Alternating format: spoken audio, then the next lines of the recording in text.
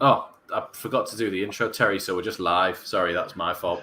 Are we live already? Yeah. I forgot to press the button. This is the best one ever. Straight away, isn't it? Sorry, Phillie. I'm really sorry. Anyway, welcome back to another edition of SAFC Fan TV tonight. And we're only going to be doing a shorter version tonight because England play at 7:45, I've heard, against the Italian team. So we're going to do a 45 minutes special tonight. We have 19 people on the show at the moment. Les Palmas Mackham is the first person on like usual. Peter Salcare, David Joplin, Mick Griffiths and Conrad Tank all on the chat. So tonight we have Emma. Emma, how are you doing? I'm not bad, Terry, my darling. How are you? I'm champion. Have you had a good day? Been to work. As good as it gets, I suppose. Are you looking forward to the weekend? Not really. There's no footy. Oh, are you one of these people who are not happy for the break? No, not really. Because I enjoy my Are you sad? Are you sad? I enjoy my match days. I just need to do housework. I thought you had to squeeze that in anyway. Well, I do, but you know, just means that you've got more time now. Got more time. And also on the chat, we got Conrad. Conrad, how are you doing, lad? Hi, mate. Yeah, well, if the start of this is anything to go by, I'm having a shocker, mate. If I'm being honest with you. What time is it, Conrad? Behind you, I can't see. What's that time behind you? Is that a big clock? Ah, right. What did you say? Yeah, is that a big clock? Yeah. Both senses as well. Yeah. Are you looking forward to the weekend, Conrad? Are you depressed because there's no Sunderland game on? I'm weirdly all right when it's internationals for an actual thing. So it's a European qualifier, it's a World Cup qualifier. I'm all right with that, and it's against Italy, so it's a bigger game. If it was just a friendly, it's just pointless. Or that silly Nations League they just invented to glorify friendlies, basically. Who else do we play this weekend? Italy tonight, and what's the other game? Anybody know? Oh, I'll tell you. Just a sec. It's not Ukraine, is it? Ukraine? Ukraine might be actually. Yeah, Ukraine is either Sunday or Monday, I think. Yeah, Ukraine on Sunday night. Happy days. Right, we also got Wayne. Wayne, how's Wayne's world today? Have you had a good day, mate? Not too bad. Another day closer to the weekend, but I'm with Emma. I didn't like these international breaks. It's crap when someone's not playing. I hate it. It's just a boring Saturday now, isn't it? You know what it is? It's the first one I'm actually looking forward to a bit of a break away from Sunderland. I'm happy to have a couple of days away. It's a little bit of a rest to recharge the batteries after the last couple of results. So yeah, I'm quite excited to have a few days off. I'm going to chill out and just do a bit of walking and a bit of running and a bit of travelling around the world. So Wayne, how's your day been? Are you happy? Yeah, I'm fine. I'm just a long day at work, but looking forward to getting back on the show and the next 45 minutes talking about something really. Right, on the chat we have Ben Allison, David Walker says hi to the lads and Emma, and Phillie. Hi Terry and the team. Marion Trells, hello. Emma Hanson's on there. I've heard of her somewhere before. Ben Allison, South Shields FC are playing Ratcliffe Football Club. Who on earth are Ratcliffe? Mick Griffiths, me and the wife are going to Wembley on Sunday for the Ukraine game. Nice one, Mick. Hope we have a good time. Hope England can beat the Ukrainians. Well, I do wish Ukraine all the best, of course. Mick Griffiths and the lads are back on the chat. Yes, of course we are. Right, we're going to go back in time. I'm not going to do any of this. I'm just going to go back in time to when we played Sheffield United. I thought you were going to do the Wayne's World thing. Because you'd already done the thing. Well, we'll start with Wayne's World. Wayne, we beat Norwich 1-0. We kept the same team, I think we did for Sheffield United. How did you find that game? I actually thought it wasn't a bad performance. It was... I don't think you could really change the team following on from the Norwich game. So the lineup I was quite happy with. The performance wasn't too bad. I mean, I'm sure we'll touch on the referee at some point, but the actual performance against a good quality Sheffield team, you would say they're a good side. Just a shame that we couldn't build on the goal we got, really. You know, Mitchell took his goal, his first goal for the club. We had another couple of chances to possibly, increase that lead, and it's just a shame we considered that goal right before half time. Roberts played a stupid ball across the pitch instead of trying to keep all of it for half time. And second half they kind of came on strong. But overall, I was quite happy with the way we played. We dug in and we battled and stood up against them. They certainly weren't, that much better than us. And for a team that's second and going for promotion, we more than matched them really. And for anybody who said they were out of form, I think the changes that they made kind of work for them. The change have brought more energy to the side, and them two kids from Manchester City kind of won them the game, really. So overall, it was a decent performance. Well, I actually thought for the first 25 minutes we couldn't touch the ball. If that's the game I'm thinking about, I thought for me it looked a bit like men versus boys. I thought Sheffield held the ball well, passed the ball well, controlled the ball well. I thought there could have been a couple up, to be fair. I thought we looked a bit out of shape, out of sorts, and it wasn't until that goal from Mishoot that we actually looked as if we were going to get into the game. I honestly thought Sheffield United were the better side by a country mile in the first half, to be honest. But I was surprised when we did get the goal. It was a good goal from Mishoot, good finish, good assist from Barr. And is it naivety, Conrad, that we couldn't last out the half time? Yeah, it was, like Wayne said, it was a bit of a silly pass for him to make. I do agree that I sort of think they looked like they were cruising for the first 20 minutes or so, and then we sort of had a few minutes back in, and then we were 1-0 up, and that's when I thought we were actually matching them sort of stride for stride here before, like you say, sloppy pass, goal, and then before we get onto their potential winner later on. I do think Sheffield United were probably the best team I've seen us play at the stadium like this season, and like we've said, I don't think we were like an embarrassment on the pitch against them at all. I thought we more than held our own against them, and it's sort of the story of the last few games. But if we'd have had our full strength team, no injuries, we could have beaten anyone this season. Totally agree there, especially with likes of Ross Stewart and Evans out. Anyway, back on the chat, Mick Griffiths says he's going to Wembley. I've already read that out. We have Mickey Mack. Evening, guys and Ems. I hope you're all well. We are. Ben Allison and David Wilson says evening, lads and Lassie. So we'll go to the Lassie now. Emma, you were at the game, weren't you? I was, Terry. You sit next to me. I think I sat beside somebody that looks similar to you, mind. Right, okay. Got a twin. Emma, what was your thoughts on the game in the first half anyway? Do you think we were outplayed for the first 20 minutes? Men versus boys, very good. You can see that Sheffield were really in the top two and going for the Premier League, can't you? Yeah, pretty much what you and Conrad have said. Basically, we were just outplayed. It was like we didn't turn up for the first 20 minutes or so, and then we just sort of we got back in it. It was like, yes, come on, we can do this, we can match them, and then it just seemed to me we seemed to step off the gas just a little bit, if you like. So I think we could have played a lot better, but is this now down to the case of the players being tired and things like that again? Do we then fall into that routine? But then I presume you're going to go on to the goal, so I'll not mention that. Their goal, their second one. But do you not feel like it was a bit like we are lacking experience, aren't we? I mean, we should be able to see games up to half time, especially when we've got control of the ball as well. I've said this for a few weeks now, Terry. We are massively lacking the experience. I mean, you guys know I've slated Corey Evans, and I'm sorry, but we are really missing him now. He needs back in that squad. Because I was actually working this out the other day, how old the players are. I mean, the oldest we've got, what? Danny Bart. Look, 09 and Gooch. Roberts will be 24. That's about it, really, isn't it? Everybody else is under 24 is no age, really, isn't it? No. For Roberts, like. I'm talking sort of like 25 and above. Yeah. So it's like, where is that experience? And I think that was one of the things when Bailey Wright went that annoyed us as well, because it was that experienced player. And I think the younger lads need that experienced player on the pitch to help them. I can't really understand why we said we had Bailey Wright go, to be fair. I mean, we probably could have done with them having them back, especially with Elise and Sergen being out. Do you think that, Wayne, do you think we should have really... can we recall Bailey Wright, or just let him...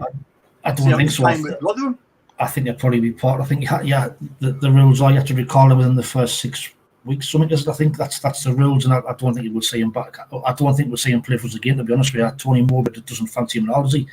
Even when he had the chance to play him, he wouldn't play him. So there's a couple of the decisions that have been strange, like Bailey Wright for experience, Jay Matete, another one. I know we didn't really have in hindsight Evans was going to get injured, but. He was still a good squad player, and I think he would have come on in leaps and bounds, even if Evans was still fit. So it's a strange one, but we are severely lacking that experience in the team at the minute. Like I said, there's only probably Luke and and Danny Butt, the most experienced heads amongst the full squad, really. So it's been tough times, but we're battling through. I tend to find, I think Ross Stewart for his age, is very experienced at the back. He controls the defenders. He puts them in the right places. And we're missing that. We lost Stuart Evans almost the same week. And yet 2 or 3 days later, we let Bailey Wright go, one of the most experienced players, been to a World Cup, got all this experience, and we got nobody on the park with experience.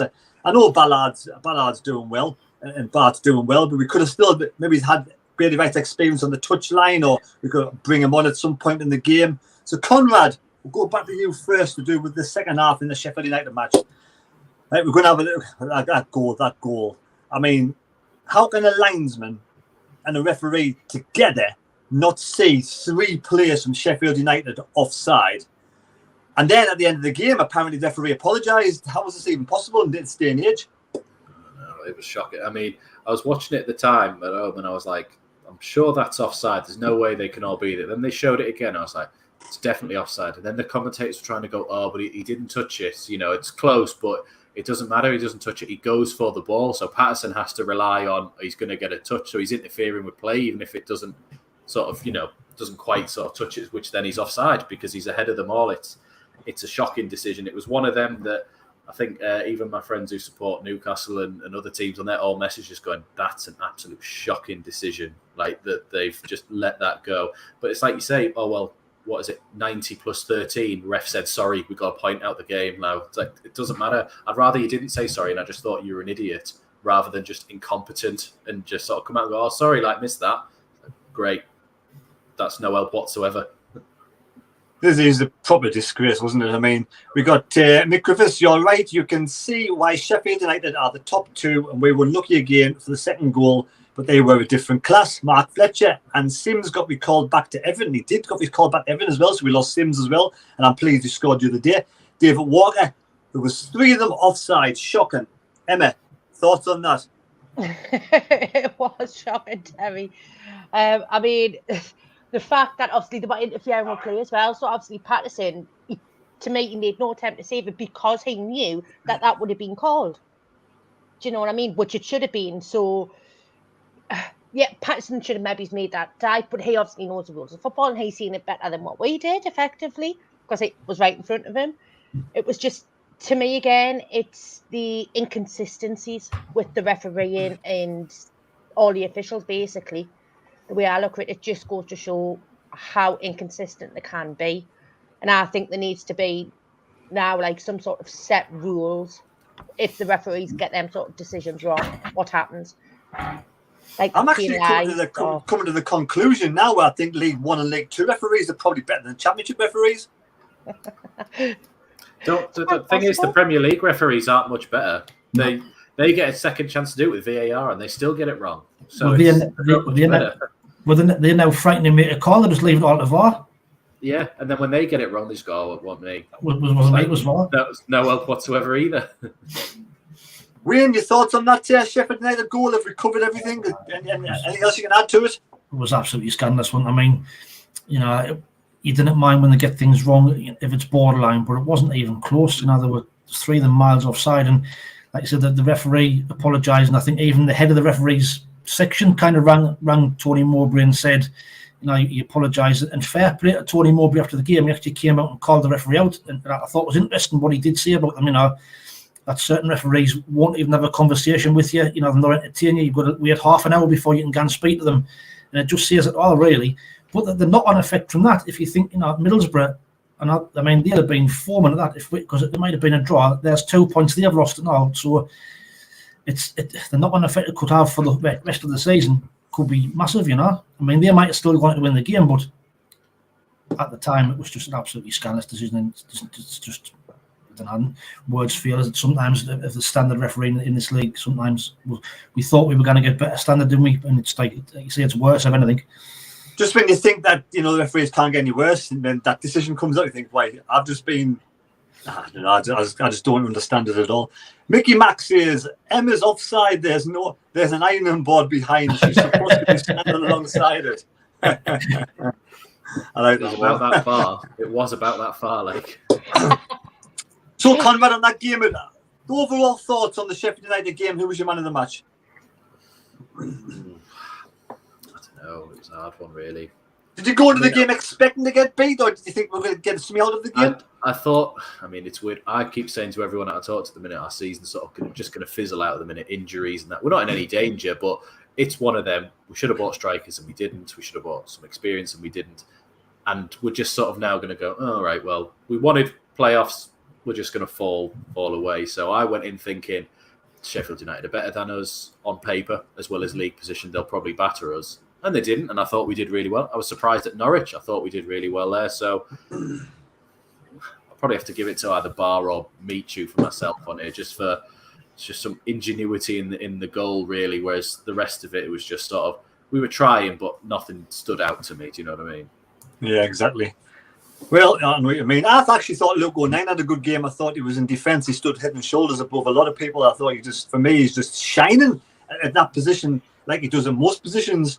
Yeah, exactly. I thought he was head and shoulders above everybody else. Mick Griffiths, it gets on my nerves in the Premier League. Every goal it goes to VAR if it's offside or not. Well, I get where he's coming from. Emma, who was your man of the match? What was your overall thoughts on the game? And would you want to buy Michu in the summer transfer window? Michu? No, I wouldn't want to buy him. I really wouldn't. We'll kind of go on to that about Saturday's game with Michu. So no, I wouldn't want to buy him. My overall thoughts on the game, as we said, first 20 minutes we were just non-existent. We picked up a bit, and then it seemed all them again.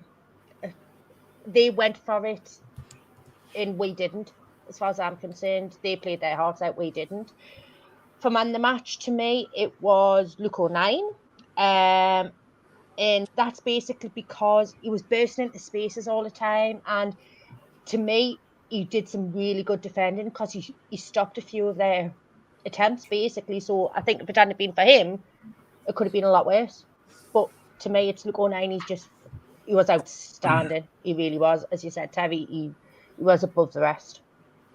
He did look pure class. Wayne, you've got some information to do with the under-21s, I think under-23s for France to do with Bar Michu. Yeah, I think that it might have been yesterday or the day before. I think they both played, and I think Bar scored a goal. It was, if you haven't seen it, it was on Twitter. It was a cracking goal outside the box, top right-hand corner, and Michu also got an assist, crossing from the left-hand side. So, you know, the two lads they seem to be, since they're getting that run in the side, they're getting called for the France under-21s, and they've gone on to progress even further. So, fair play to them, you know, long may it continue. It was Bar that got the assist, give the assist to Michu to score the goal against Sheffield United. So who would you give man of the match in that game? And would you be tempted to buy Michu next season? Man of the match for me, I'd probably give it to Dan Ballard. I think that, you know, the last few games, Dan Ballard's been absolutely immense. You know, for a young lad, he's marshalling defence alongside Danny Butt. He's a talker. He's not afraid to give the midfield what for, you know, when they make mistakes. And for a young lad, in him, I'm probably a little bit concerned that I might lose him in the summer. I hope I'm wrong, but Michu, 100% I would buy him straight away. I mean, I think I was reading something on Twitter last week. Apparently, the deal is actually €2.5 million and not 5. It only rises to 5 if we get promoted to the Premier League. So for me, it's a no-brainer. He's getting better every game. Yes, he needs to be a little bit more physical. He needs to fill out a little bit, but I think technical-wise on the ball, he's got a great left foot. And I think if you had somebody a bit more command and a bit more powerful alongside him, it'd be even better. So for me, it's a no-brainer. We have to sign him. For me, I think he'd only get better. And next season, he could be one of the main players for us next season. Should he go to the gym during the summer window? Probably. You know, if you're saying how Patterson filled out in between, you know, the seasons, and he needs the same. I think he's only 20, is he still? So he's still got a big growth to do. He just needs, like you say, needs a few steaks down him in a few weeks in the gym. Exactly. All right, back on the chat, we've got Dave Salam. Good day from Barnsley, fan living in Brisbane. Hello, Dave and Salam. Right, we'll move on to now the Luton game. Luton at home. Luton, I think, got the second or first best away record in the league, doing really well in 4th position. You know, the form's fantastic. When I saw their team come out on Saturday, I thought, fuck me, pardon me French, we're in for a nasty match. I never seen such a big bunch of brick shit houses come out, and our players look tiny, minute figures, little action men compared to them. So, CONRAD, Luton, first half, how did it fall for you? Yeah, it was. I thought exactly the same when I came out. I went, Jesus, look at the size of these lots when they walked out on it. Because I mean, I think Ballard and Barth are our two biggest players at the moment, and then after that, you sort of look down the order, and it's a really long look down to the next player type thing. So, yeah, it was. I don't know. I thought we did all right. I mean, they were still sort of trying to be a bit more physical, but I don't think they were as quick as we were when we were trying to sort of get the ball around and get it down and play the way that we usually do. So I was sort of relatively happy. Again, it's that weird thing of because of our run at the minute of the teams we've played. I can't be disappointed with how we're playing against these better sides, knowing that we're not at full strength, as it were. If we were down the bottom, it'd be like, right, we've got to get something, lads. But because we've done so well and almost overperformed in the first half of the season, I'm quite forgiving with them for just play the way you do. Let's just see how we do. Let's just see how we get on with them. So you sit there and go, something goes wrong, and go, okay, try again. So try something else, see what happens. But yeah, I thought we did well. Do you not feel the first half was a non-event? Actually, no, you think, yeah, I'm trying to think. Everything I'm thinking about is fate when we were shooting that way. So, yeah, you're probably right. Everything I'm thinking about is in the second half. No bother. Well, I thought the first half was a bit of a non-event. I thought they did control the ball quite well and were quite physical. But I thought we defended quite well against Luton in the first half. Emma, thoughts on the first half against Luton and the size of their players?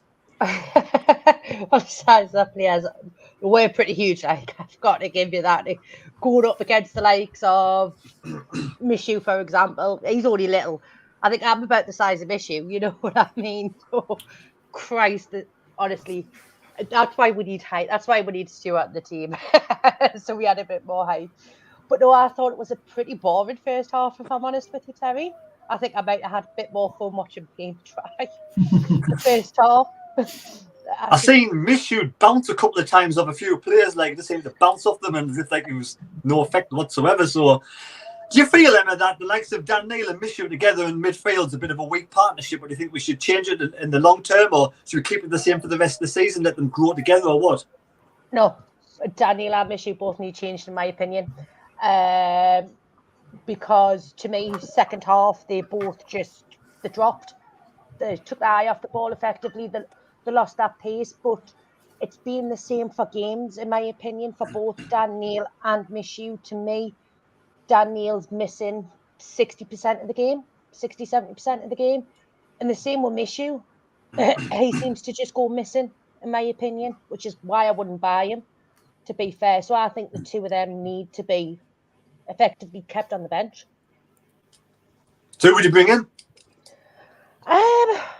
Well, I'm sure we're going to get around to the subs he made, but given the subs that he made, I'd probably bring Ekwa and Bennett in, to be fair. Mix it all up a bit. Okie dokie. Wayne, we'll go to you. What's your thoughts on the partnership of Dan Neil and Mishu this season? I know the young lads. I know they've got potential to grow, especially Mishu. Dan Neil signed a new contract. Are them two a good partnership going forward for the rest of the season? Do we leave it the way it is and then obviously bring somebody with experience in next season to sort of play alongside one of them? I think I've just touched on there. I think they're both kind of the same type of player. They're both technical players, like to get on the ball. So we need somebody there who's a ball winner, who's got a physical presence. Ekwa might possibly be that for next season. He's not proven we're now, but like we'll touch on, he looked good when he came on Saturday. So I don't think moving forward that's going to be the partnership. But at this moment in time, I don't see who else he can put in. I think Mitchell will probably give him the rest of the season. He might blood Ekwa in a few games towards the end of the season, but we need that big physical presence in there. See, we've missed that for probably 2 or 3 years since Cattermole left. That the ball winner in midfield, we haven't got that at the moment. And when you play against these strong physical teams, it's hard. The Luton, I said the first half against Luton was shocking. It was a non-event. It was just not happened. But I wasn't impressed with Trey Hume. I thought Trey Hume had a really good first half. Stood up, amongst their left winger. Because I was feeling the worst. I think that Carlton Morris, who was their centre forward, was banging form. But if I'm honest, he didn't really get a kick the first half. So I think it was a non-event. But against the side that was banging form was probably a decent result again in the way at half-time now, Teach. We're going to touch on the second half now with CONRAD, but we'll go with David Walker. We were shocking on Saturday, very happy for the point. Jimmy, awful time wasting Luton. That's what you get when you waste time.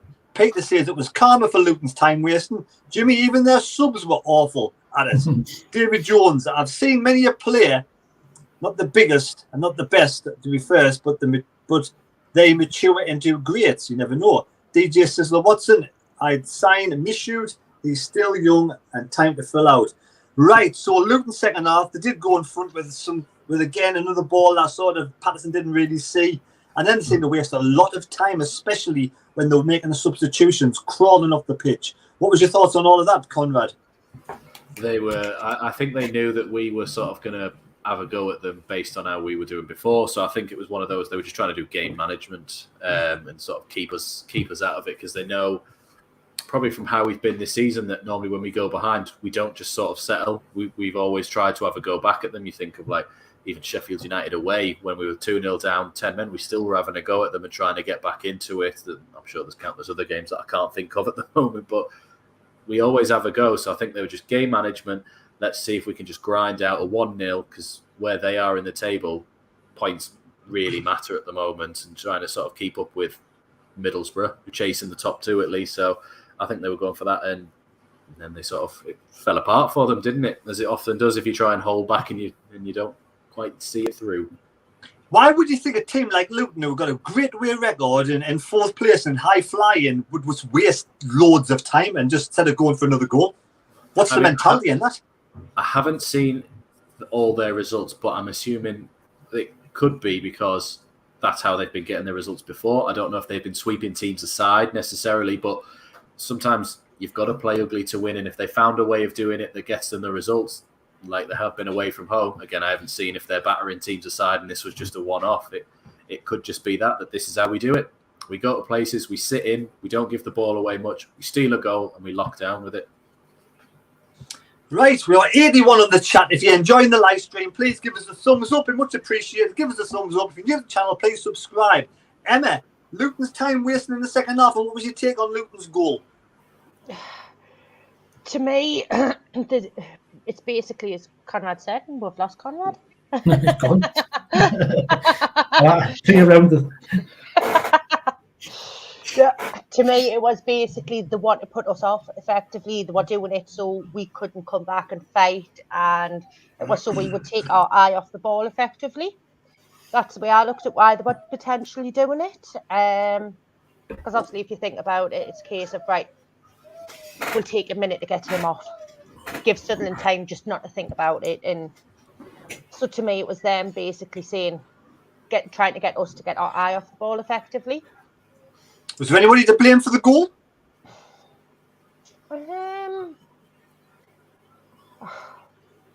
Seemed to go through a bunch of players, and Patterson was kind of inside it, wasn't he? Yeah. I'm trying to think back to it now, Terry, to be honest. I can't really... It was a Wayne, do you remember the goal? The Luton goal? Was outside the box, wasn't it? I think the way they celebrated, it must have been a kind of training ground move, because the left back played it inside. He trapped it, and the left back ran on and hit it, and it went through the wall and through Patterson's legs, didn't it? So I think it was kind of a training ground one. I think Patterson could have done better, but it came that hard, and through a rock of players, he probably couldn't see it. But do you think Luton wasted loads of time? Do you think there was just desserts when we got the 7 minutes at the end? Well, I was speaking to a few Luton fans after I did my review on my channel, and they were saying they're the masters of 1-0 wins. That's the way they've been winning games. I think 4 of the last 5 games they've won 1-0, and that's what they do. They score a goal, time waste, shut up shop. Just unfortunately for them, it came back to bite them on the arse that we actually got a goal. So, but that's the way they've been winning games pretty much all season. That's what they do.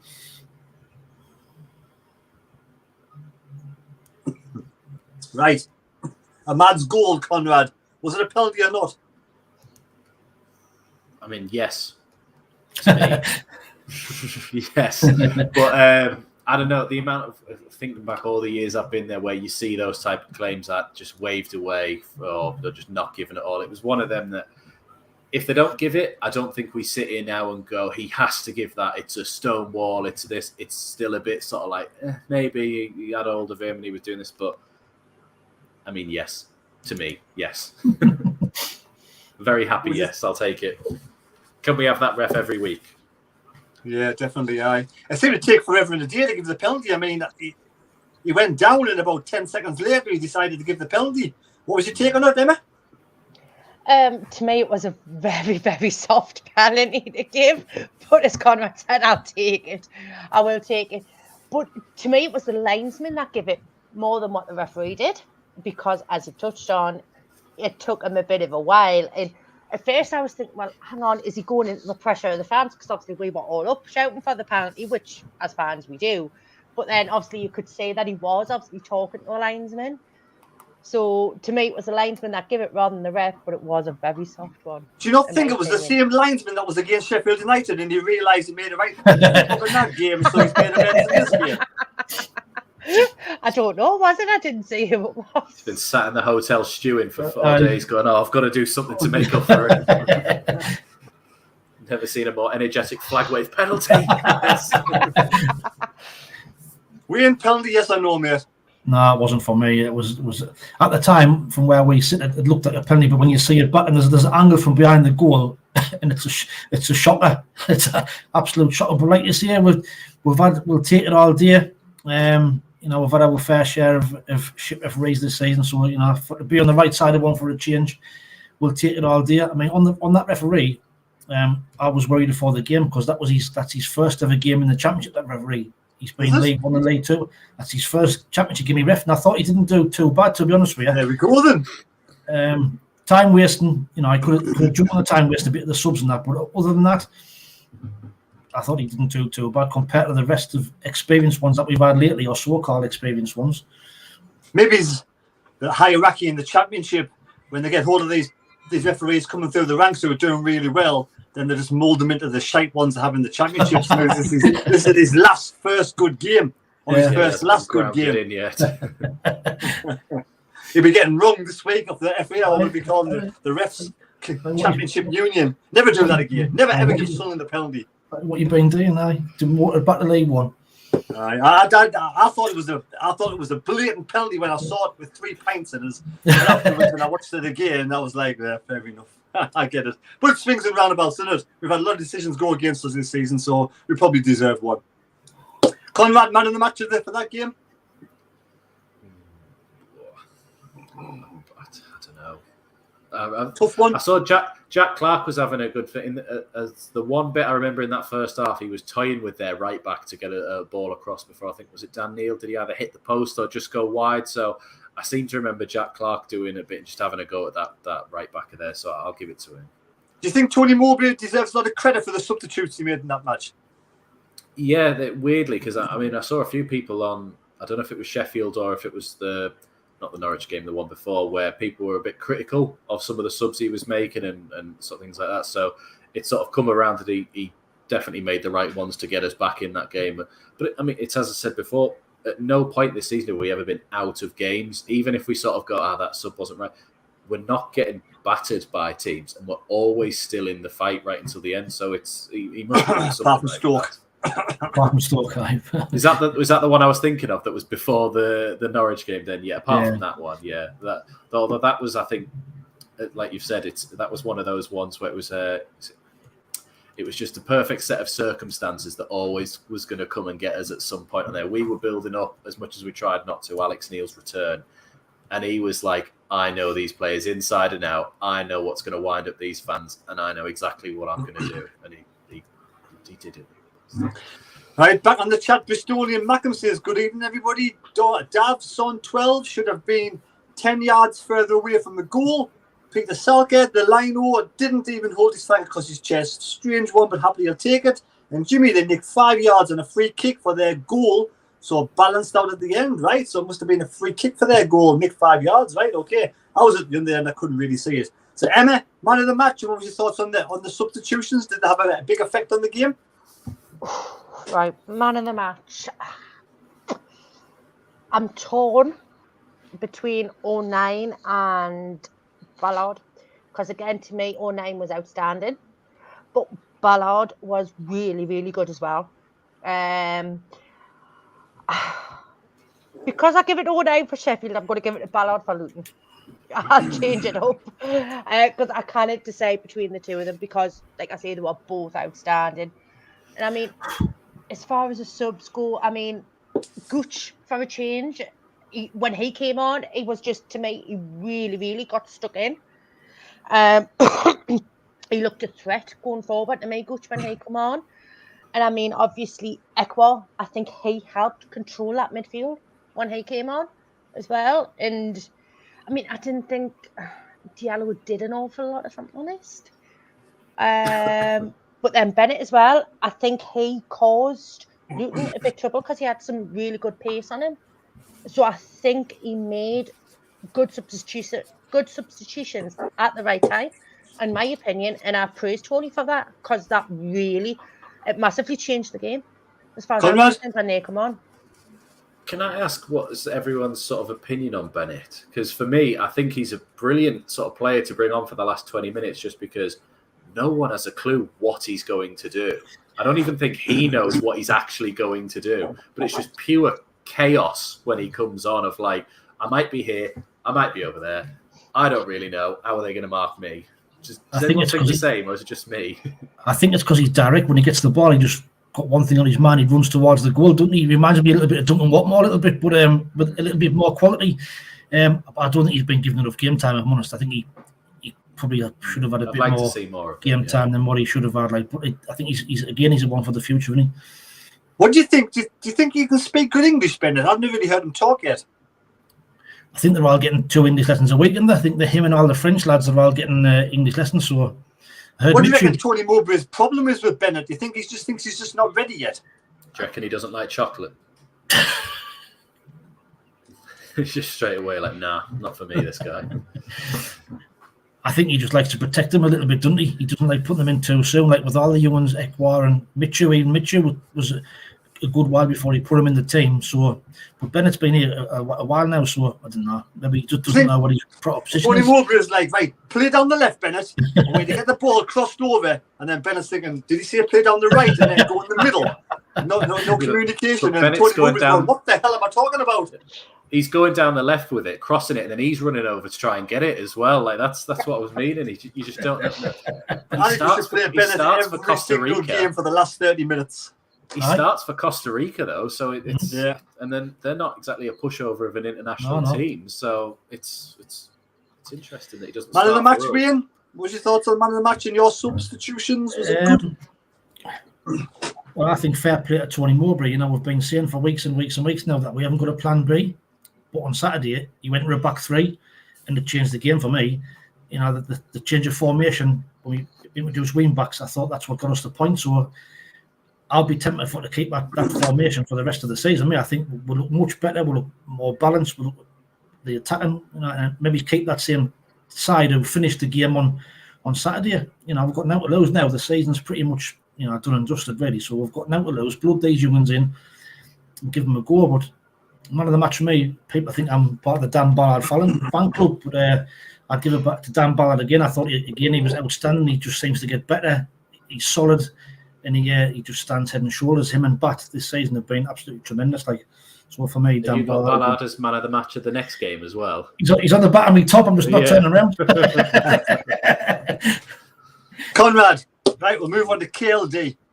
KLD's got more shares. Satori's got more shares. Donald Duck's got less shares. Has KLD and Donald Duck kind of give up before the January window, after the January window, or in between January window, give up on the season? Are they happy just to stay in this league? Do you think now they own more shares, they will actually put some money into the club and buy better players next season or do exactly the same? I think that's probably on his mind because you never know what the politics were like over January when it came to, you know, the backroom sort of finances and what have you on here. I know some people are very critical of Speakman, but I still think he's doing a great job when you look at most of our signings. And I do think KLD's probably got the best interest at heart. He might be after money in the end of it, but it doesn't feel like what Donald was doing, where he was like, right, I'm stripping all the assets out, taking the money out, and still trying to get us promoted and do that. It felt like I still think we've massively overperformed this season, which isn't a bad thing to sort of do. I think it's great, and they probably went. It was probably just circumstances of Stewart going down at the time, Sims going back. If Stewart had been playing and we had Geldhart as well, I don't think we'd be struggling. I think we'd be probably in the top 6 still, and pushing on. And if Corey Evans was playing, so probably a victim of circumstance and time. If that Fulham game had been early on in January, you might have seen a different thing. It was 2 days before the end of the window. Everton just got a new manager, so it was always a case of if we go, well, can we have Sims? Can we have Sims? That the new manager was always going to go, not at this time. I need everyone on board. Whereas if they kept Lampard for 2 more days, we might have got him back. So I think we've been a bit of a victim of circumstances.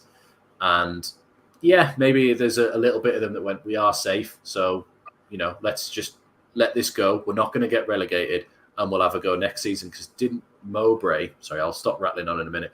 Mowbray say one of those, he did a talk recently and they all seem to be along the same thing of next season we're actually going for promotion. Not a case of like, we'll just see if we can improve it. They were like, no, that is the goal next season. So it's a bit like, all right, you're already planning for next season, right? Well, that's actually interesting to hear rather than being reactive in January. They're being proactive for the summer. Yeah, true. Quick question, yes or no? Would you drop Geldhart for against Burnley?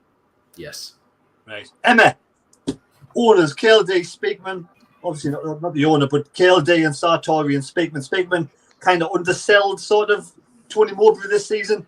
So obviously, if we didn't win another game for the rest of the season with the squad Tony Mowbray has got, do you think he has to play Geldhart all the time and miss you all the time with the contract with the loans? And do you think, for me, as KLD going to go for it next season or what?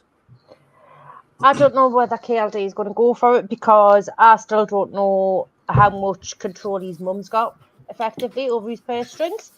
Because is that potentially being the issue this season? Because to me, I think Speakman does have a lot to answer for this season because we needed the players in and they didn't come in. And I think this has also been a problem for seasons upon seasons, if I'm honest, where this is why we've had manager after manager because we're not getting the players that the managers need or want effectively. So to me, I think Speakman has got a lot to answer for this season. What else was it, Terry? Sorry. Do you think we're going to go for it next season, actually go and try and win the league? I would like to. I really would, hand on heart. But to be fair, it's still mathematically possible to hit playoffs this season. So who's not to say that we're not going to go for it this year and aim for the playoffs and get to the final and go that way? So what's your thoughts on KLD then, from the heart? What's your actual thoughts on KLD?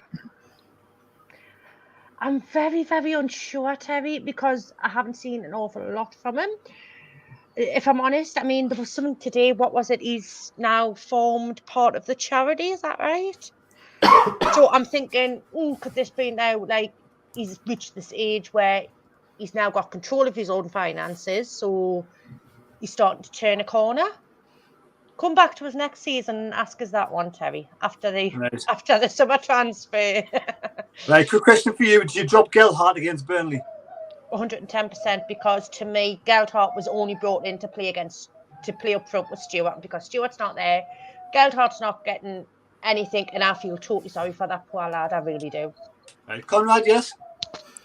Someone on there, Ben Allison on chat, who would you bring in summer? Well, I mean, we all saw Ousmane Dembele sat in the stands with KLD. So we're definitely going for promotion if we're signing players off Barca. Just hopefully you can be less injury prone. So that's my shout.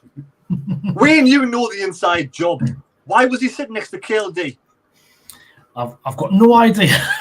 I think he's just his friend, and he probably had a week off and a weekend off, just popped across to take in a game. I'd like to think he was there. Sunderland. I'll go watch Sunderland. I'd like to think he was there on our radar, but considering how much Barca played for him, I wouldn't have thought so. Well, I heard he needed a good night's sleep. Being in the Premier Inn. Anyway, what's your thoughts on KLD from the heart? Like Emma was saying, I think it's still too early for a judge. I think next season we'll probably see what his plans are. But you're on about going for it next season. Interestingly, does that mean he's going to ditch the model? Because the current model will not get us promotion. Because if you're not signing players over 25, then how do we sign the players to go for promotion? We've got to have some experienced players in there who've won stuff in the Championship and been promoted before, but we haven't done that. So it'll be interesting to see what the transfer plan is for next season. But let's hope now he's got the majority share. Well, I just wish Donald had gone full stop, but we'll just have to wait and see what the actual plans are for next season, really. All right. Apparently, someone just said they've changed the playoff dates finals now. Is that correct? Saturday 27th now, I think it is, isn't it? What was it before? Was the Monday Was normally, Monday. isn't it? Yeah. Monday. Right. They kind of make the mind up. We've changed the game. We've changed the time as well against West Brom. Do you know about that, Conrad? Only because Wayne put it in our group before that they've What is changed it, Wayne? time. So it should have been Saturday 22nd, I believe. Now it's Sunday 23rd at 12 o'clock kickoff. So another early trip down for travelling away fans. And they thought, should fucking Sky be allowed to do this? I didn't mind us being on Sky, but just keep the times that the hours are. Why move to 12 o'clock? It's just stupid. Because they don't give a shit about Sunderland fans. Simple as that's all it is. Why can't they do this at the start of the season? Just be like, these are the games that are on Sky. Why do you need to do it in 3 months increments? Just the only ones that should change are if you have to change because of a cup competition. So if we were playing West Brom and they were still in the FA Cup and that was suddenly fun, okay, you didn't know they were going to get to this round of the thing. Fair enough, you've moved it, and great, you can put it on telly if you want. But you don't need to be doing this now. Like, Sunderland are playing West Brom on the 22nd of April. You know that back in June. Why are we changing it now? And to be fair, right, sorry. I feel sorry for him. It's not his fault, that the poor lad, his confidence is rock bottom. So just for that base, I would take him out, just to take him out of 5-9 a little bit, give him a little bit of a breather. But just on that Sheffield, on the West Brom game, if it had an importance to it, but like they're not going for playoffs, they're middle table along with us. So it's I think I move to Sky. Absolutely bizarre, isn't it? To be fair, absolutely bizarre. Right, anyway, that's the end of the show because England are going to kick off against Italy. So I want to say, everybody, thank you for being on the chat again. If you've enjoyed the live stream, please give us a thumbs up. Short but sweet tonight. Conrad, do you want to say goodbye? Goodbye, everybody. We'll see you. Is it next Thursday before the Burnley game? Exactly. We play Burnley away next Friday night for the compliments of Sky yet again. Emma, are you going to Burnley? No, I'm not, unfortunately. Work couldn't get the time off work. So unfortunately I'm not. So it'll be a case of watching it on Sky along with the rest of us. You want to say goodbye, Emma? Goodbye, everybody. Have a good night and enjoy the England match. Down in Wayne's world. Wayne, you want to say goodbye?